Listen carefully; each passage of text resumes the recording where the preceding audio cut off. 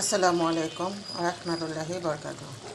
আজকে একটা ভিডিও এমন একটা ভিডিও করব, সবাই একটু এই জিনিসটা কেনার আগে সাবধান থাকবেন। আমার মেয়ে কিছু মটরশুঁটি আনছে। মটরশুঁটিটা জাল দেওয়ার পরে এই যে এই রকম পানি বের হয়েছে সিদ্ধ করার পরে।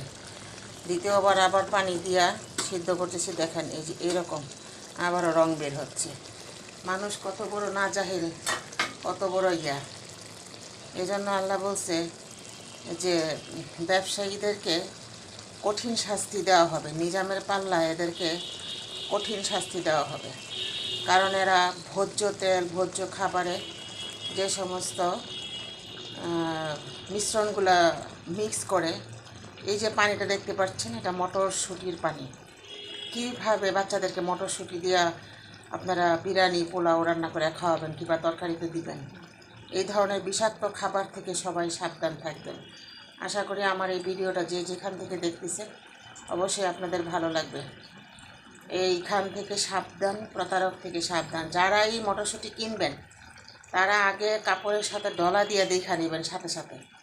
তারপরে যারা বিক্রি করে বিক্রেতাকে সব এগুলো ফেলাই দিবেন, দিয়ে পুলিশের হাতে হস্তান্তর করবেন।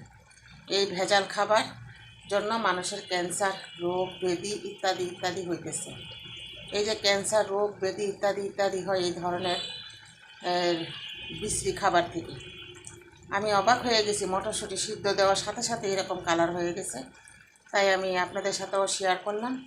আপনারাও যখন মটরশুঁটি কিনবেন অবশ্যই সাবধানতা অবলম্বন করবেন। সাবধানতা অবলম্বন করে মটরশুঁটি কিনবেন, করলা কিনবেন, সব কিছুই মিক্স করে এই সমস্ত ফরমালিন দিয়ে।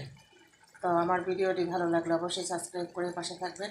এরকম ভিডিও দেখতে পাশে থাকেন। আসসালামু আলাইকুম ওয়া রাহমাতুল্লাহি ওয়া বারাকাতুহু।